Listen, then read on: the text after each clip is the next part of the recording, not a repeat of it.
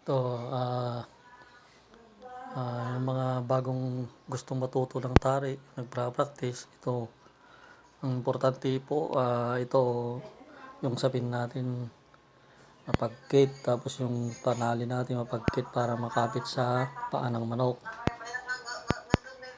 Ito yung mga ginagamit ko pag nagtatari ako. Yung mga gustong matuto, manood lamang sa ating pagtatari.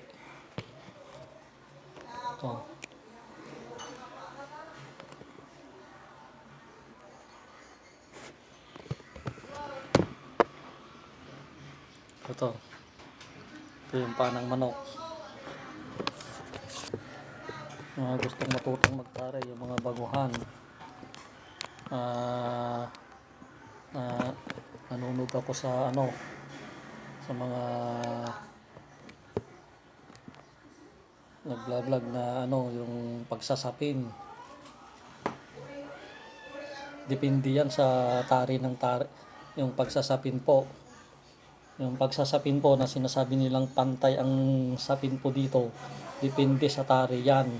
Kasi kung ang tari mo ay low point siya, low point, ibig sabihin kahit pantay sapin lang ang gagamitin mo. Ngayon, pagka medyo mataas ang tari mo, hindi ka pwedeng magpantay sapin dyan. Makinig lang kayo yung gusto mga matutong magtari. Ito na, take note lang, makinig kayo mabuti. Pag mataas ang tari mo, high point siya, kailangan ang pagsasapin dito mas mataas sa taas kaysa sa baba para yung tari natin ay magiging sa tahid tatama, ganyan ang magiging forma ng tari natin. Yung mga pantay sapin na sinasabi nila, magpantay sapin ka pagka ang tari mo ay low point lang siya, yan pantay sapin yan. Nakikita natin yan, pantay sapin, gagawin natin yan. Ngayon naman, marami kasing klase ng tari. Meron din yung tari na ang posisyon ng tari natin nandito sa gitna. Nasa gitna yung iba, nandito na sa malapit sa dulo. Maraming klase yan. Kaya yung sinasabi nilang pagka kinabit mo yung tari dito, dito lang sa gitna yung ating garol. Hindi pwede yon. Ang titignan natin yung direksyon ng tari kung saan, kung pumasok sa o hindi. Dito na lang kayo sa sa paa, sa siko ng manok kayo mag-asinta. Yung iba sinasabi nila sa puwet. Pero ang pinakamaganda, sa paa kayo mag-aasinta kasi mayroong mga paa na sira ang paa ng manok. Kaya napaka-importante yung paa kayong mag-asinta sa tuhod, hindi yung sa puwet. Pwede rin sa puwet yan pag walang diferensya ang manok. Pwede sa puwet yan. Talagang pag gusto nyong mag-asinta ng manok, sa paa lang kayo mag-asinta sa tuhod. Titignan nyo yung paa ng manok kung may sira siya o hindi. Yun, makukuha natin. Ito, mag-umpisa akong magsapin ng manok. Manood lang kayo. Mga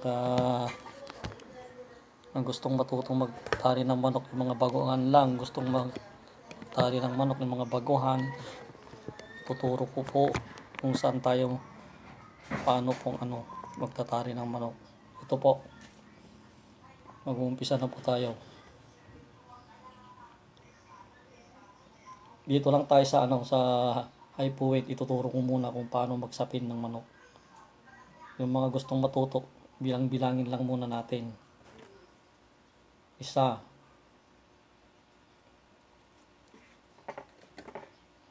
3,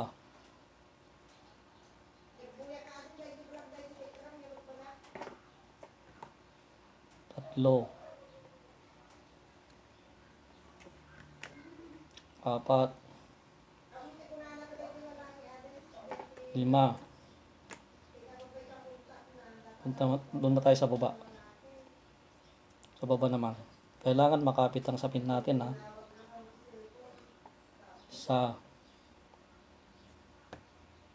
2, 3,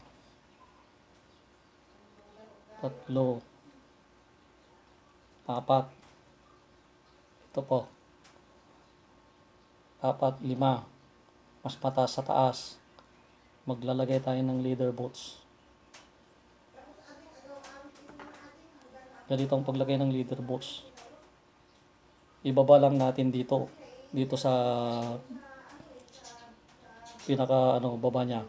Kasi pagka nag-adjust tayo ng paunan, hindi tayo mabibitin. Kasi pag mataas siya, mabibitin ka kung i-adjust mo yung paunan, wala na. So, dito tayo ngayon sa taas. Dalawa.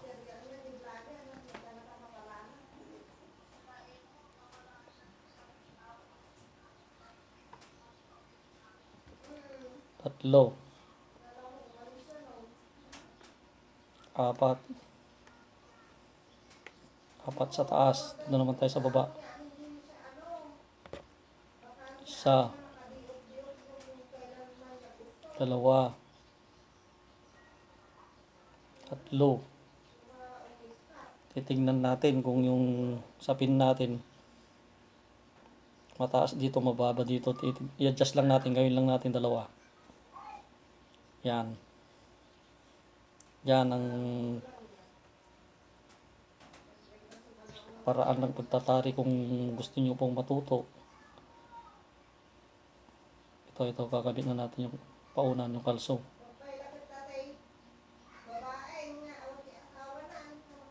Ito po, oh. Ganyan po.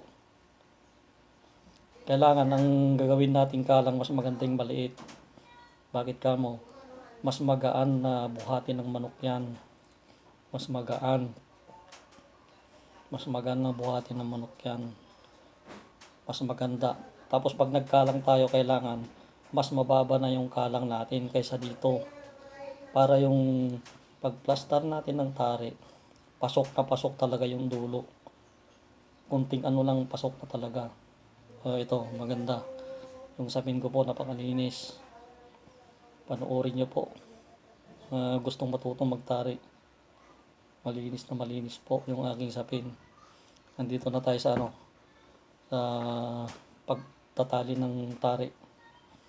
Ito po, panoorin nyo po yung kung paano kung magtali ng tari. Yung mga baguhan po na gustong matuto, makinig lamang po. Ituturo ko po lahat ng mga pasikot-sikot sa pagtatari. Dati po akong nagpa-practice din, pero sa katagalan ng pagtatari, matututo ka na yung mga pasikot-sikot. Matututunan mo na yan. Pag matagal ka na magtari, magiging bihasa ka na sa pagtatari. Ito po, tatali na natin yung ganito, yung pagtali ng kailangan lagyan natin ng mga spike niya para kumapit sa sa sapin. Ito po.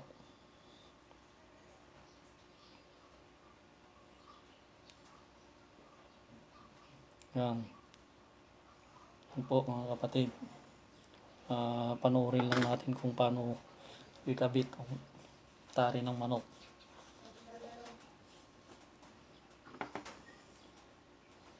Ito po, ikakabit na po natin yung tari ng manok. Ito, medyo mataas ito konti. High point ito. Pero nasa sa atin yung pag-a-adjust na. Kasi kung hindi ka marunong magkabit ng high point, wala. Hindi tatama yung tari mo, masyadong mataas. Ito na po. Ito na. Kitang kita po. Unang-una dito.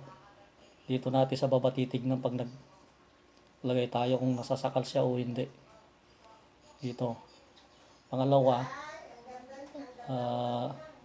yung tari natin, kitang kita na po yung tari po. Isa lang po ang punteriya natin dito, lahat sa siko ng manok. Ito, pasok na siya po yung tari ng manok natin. Kitang kita po. At sisilipin natin uli dito. Silipin natin. Ito na po yung tahid ng manok. Kitang kita yung dulo ng tari. Pag hindi ka nag-adjust dito sa baba at pinantay mo, yung dulo ng tali mo napakataas na, mahirap nang tumama yun. Yan ang sikreto ng ano, nanonood ako ng mga nagtatarit na nagbibideo. Yun ang hindi pa nila tinuturo kasi ayaw nilang ituro yung natututunan nila. Dito matututo na kayo, manood lang kayo. Yung dulo ng tari mo pantay na. Pag high point ang kakabit mong tari, kailangan mas mababa dito sa baba. Yan po. Pag plastar mo ng tari po, kitang kita mo na yung ano, yung dito siko ng manok, pasok na yung dulo niya. Ito po, oh. Kitang kita, napakalinis po. Itatali ko na po. Bilang-bilangin lang natin pag nagpa-practice ka. 1, 2, 3, 4, 5, 6, 7, 8,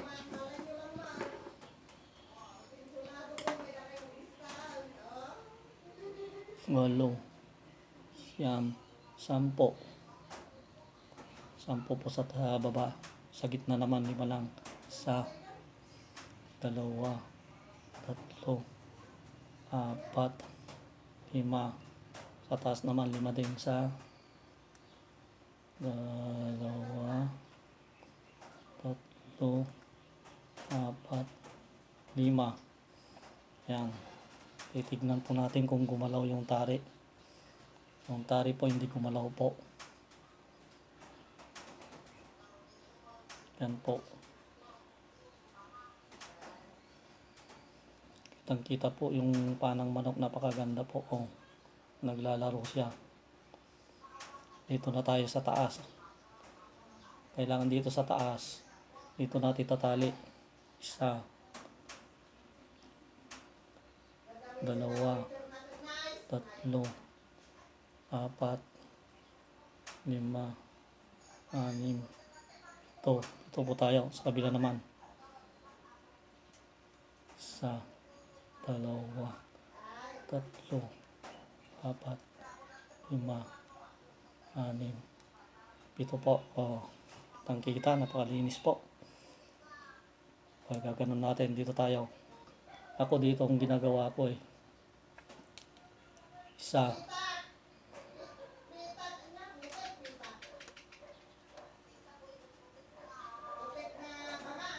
2,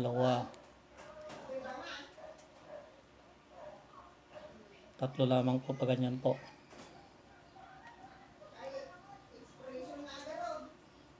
Tapos ilalak natin. Yun. Dito naman tayo, kabila. 1,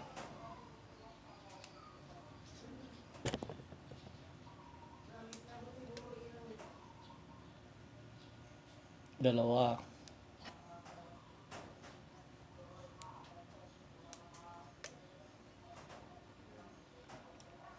3 po dito. Sa kabila naman tayo.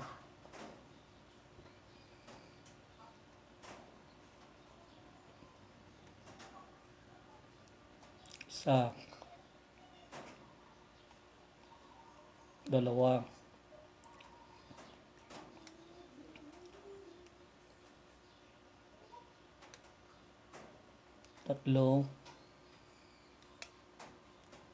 4,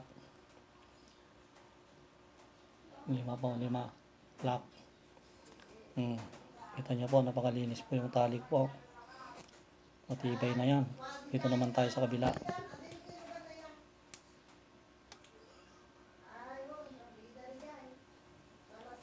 1,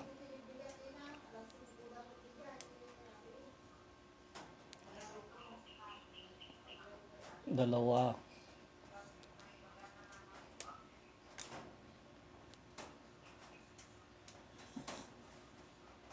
3. Lock tayo, lock. Yan. Tibay na yan. Dito na tayo sa baba magtatali. 1, 2. Wala na, kinapos na. matibay na yon. Importante yung mga ano natin. Ito po, ilalagay na po natin yung ating paina. Ito po yung ano, yung tape niya. Maglalagay na po tayo ng tape.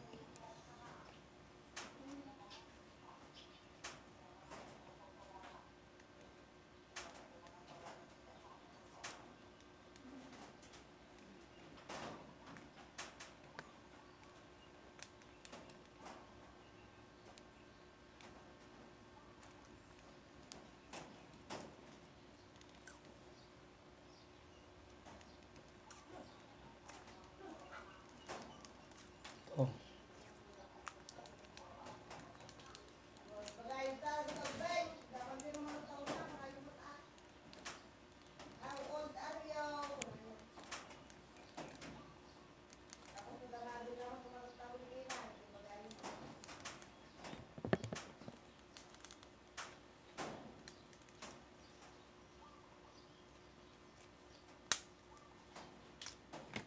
Ito na po, finished product po. Ang importante yan, pag naikabit na, titignan natin kung yung tari natin pumasok. Kasi yung iba, pagka ginanyan mo, lumabas yung tari, hindi po tatama yun. Kitang kita po yung paa niya po. Ang ganda. Ang ganda ng pagkakabit. Yan po. Sa susunod po yung ano naman, yung low point po, yung ganito yung low point, mababa lang siya. Yan yung pantay tayo. Mas madali na ikabit yan. Ito lahat puro punteriya dito sa gilid. Salamat po mga viewers.